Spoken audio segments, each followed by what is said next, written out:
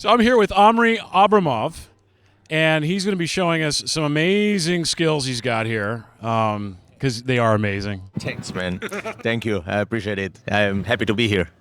Yeah, we're happy to have you in the booth and showing us audio modeling's SWAM and how you use it along with Camelot in your live performances. Tell us a little bit about what you're going to be showing us today. So I'll try to show just my general layout of how I put things, how I assign them to the controllers, and how I navigate between patches and songs and like grooves in order to create an organic workflow. And I find actually Camelot very, very useful for that. Well, I can't wait to see how you're using it in your live performance. So without further ado, let's let him jam. Here's, for example, something that I really like, to do. Like if let's say I'm starting off like some opening of a trumpet sound.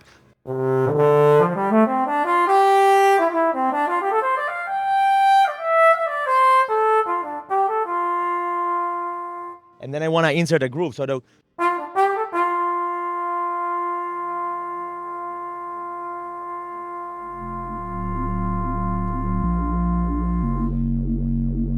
I'm with the bass in, then inserting the beat.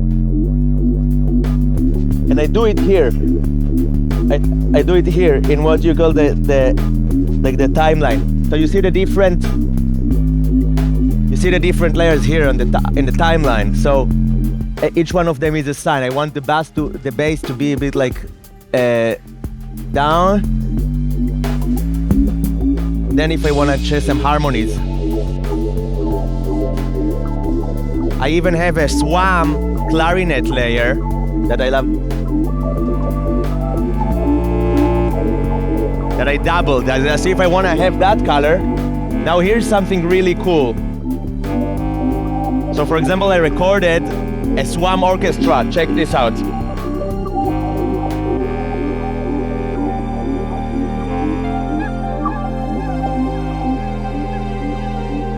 Right? Then I go back into the grooves.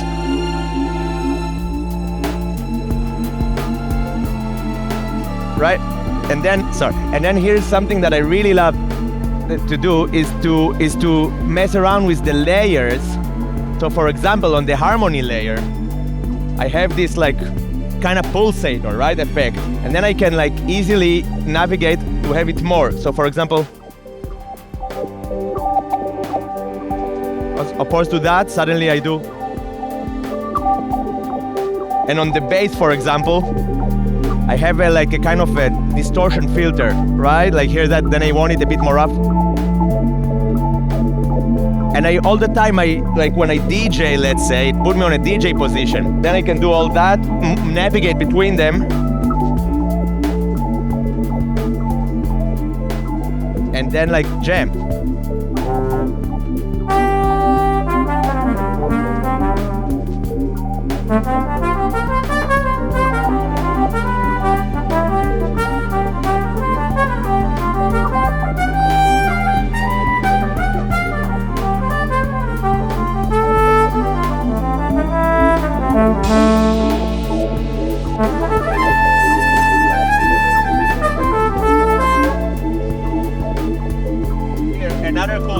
Another cool thing, for example, suddenly I want to have delay, so I assign it to an expression pedal over here, right? Well, that's a black BT Sussex. Yeah, exactly. I just took it from the guys over there. They were so kind to give it to me, and like it's a great pedal.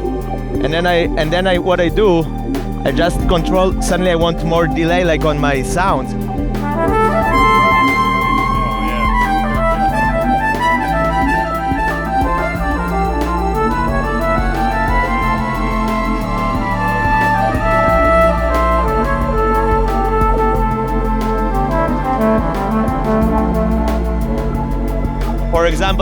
For example, stuff like that, I can just like navigate easily. Then I assign it here with the simplest controller. I just like assign it here. I jump to another song, for example, jump to the next song. And you're doing that here with your More like a Akai LPD, and then I just like let's jump to something completely different. I just navigate easily between songs. This is like a version that I made. Also, all the loops that I made for this performance are used with, except for the drum sounds.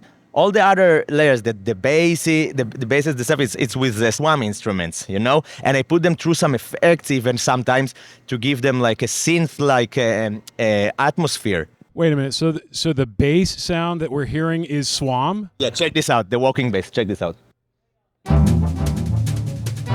Let's like the delay down now. Back down. Check this out.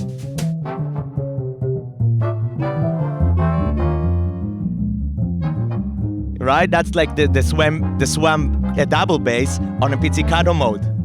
And they have this preset called Jazz, which is actually great. I just used their preset, and I just like did them. Now if I want to jam on it,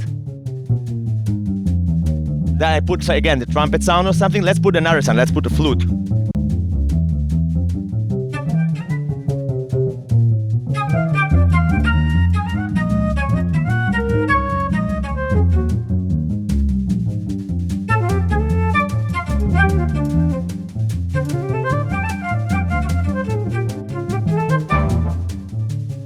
You see the backing layers of like the orchestra, like a bit of like kind of Blue or something, or like Birth of the Cool vibe a bit,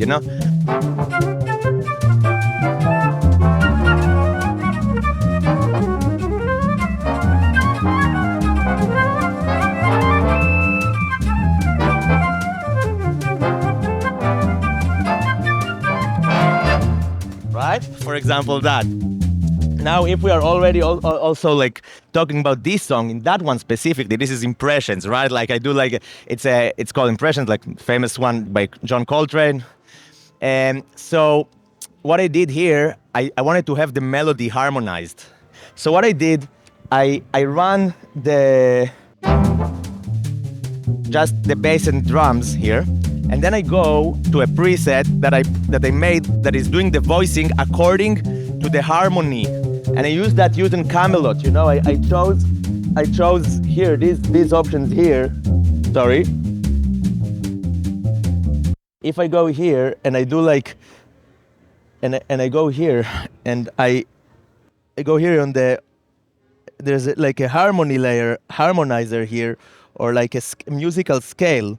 And then I use the musical scale in order to navigate through the harmony. So if I want to do like something like that, like the melody of Impressions, make sure that the harmonies follow the scale, like the voicing. So.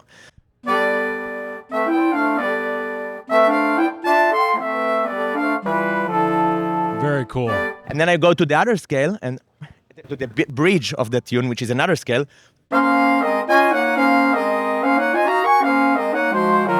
And go back to the other one, so it will sound like that.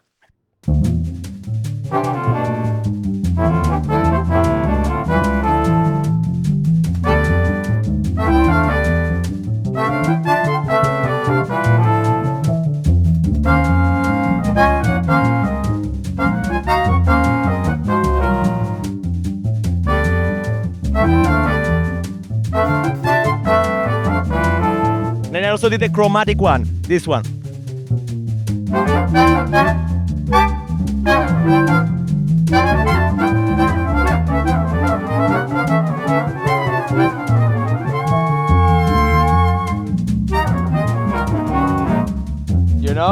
So I just like having fun with it, and with the harmonizer, it gives me like options that I wouldn't have otherwise.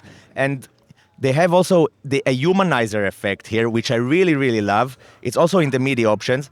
Literally what it is, a human effect that is just changing slightly the entrance time, or like the way the attack is sounding, so it sounds like really like a section.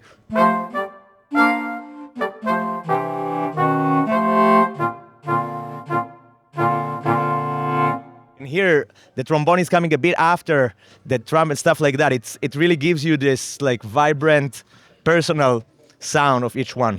Now, is this a feature of Camelot? Yeah. Camelot has an amazing, really amazing MIDI layout that allows you to do so much. Like I can assign everything to like almost every layer to anything else, and make some things control multiple other layers parallelly while filtering out certain MIDI messages and like highlighting some others with very easy transpositions and stuff like that. So the whole orchestra here is just made of transpositions that I made super easy on the spot of instruments that sometimes I can play with them, sometimes not. Check this out. Now I want without alto. You see the sax layer, the green one?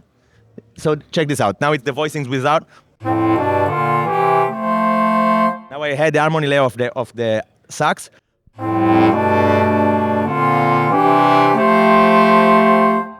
You know, I added another layer. So all that kind of stuff, that is even one of the more simple stuff that I can do. But if I go more in depth into it, I can choose that this layer will enter at certain point, and at certain point would like leave out. So just more natural and organic in a way. Yeah, so this is a really great addition to the SWAM instruments, is to be able to, the humanizing effect is just so cool. Like, right? I mean, it's a great addition. It's my favorite way to control. I mean, I've been playing the SWAM instruments for like now maybe 5 years, right? And this one, since it's been there, I mean, I'm using it on the iPad even, also in live performances. It never fails on me, it never crashes, it never does. It's like always like works perfectly. And let me show you something amazing that I use in Camelot. And Camelot is one of the only, it's as far as it's the only one that provides me this solution in such a flawless way. So if I go to another song that features a bit more like a sound, like sound banks on my library, and then I go to scenes. So you can see here that I have like different scenes, right? I have this one, I call it the chords.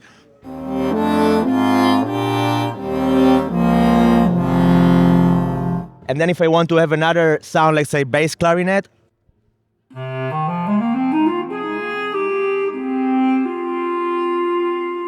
Or I want to have like a trumpet.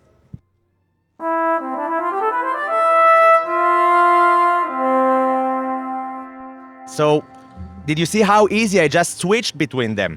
That is program change scene selection. And in the EWI, I just do it like that. Pack, move to another one. And then I move to like that. I do like the program change feature is so well integrated here. So it's so easy to just jump between sounds, keep the backing track going, keep whatever like loop you got going on, but keep like your flow, just switching between sounds. Doesn't matter how many layers you have on them, they just load and they play really, really fluently. And you can program change with any MIDI controller. It's just whatever suits you. Absolutely. Program change is an essential, basic, very usable feature in MIDI. You know, you just want to jump between sounds, right? I wanna just like suddenly have the clarinet available to me, like the English horn, you know, whatever I choose. And another thing that is amazing here is the key ranges. So for example, if I put this sound, I put it on and then I do this key ranges. See?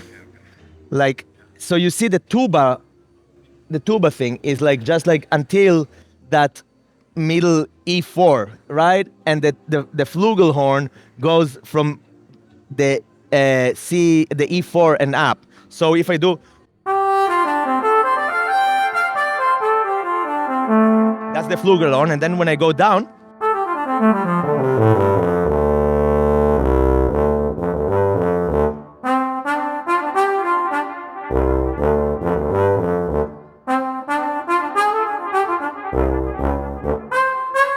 you know?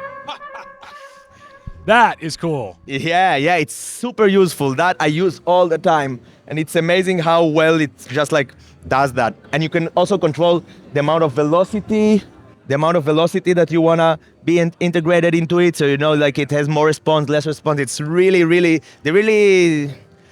I truly feel they thought a lot of it through. You know, like what is useful in a live situation when you want to control a MIDI layout, a MIDI environment, and how to bring it to life. I think it's super useful. I mean, I love it. We thank you so much for giving us a sneak preview of what you do here. my pleasure. It's been an amazing time playing here the last few days and being around these amazing, innovative guys. My pleasure. Thank you, guys.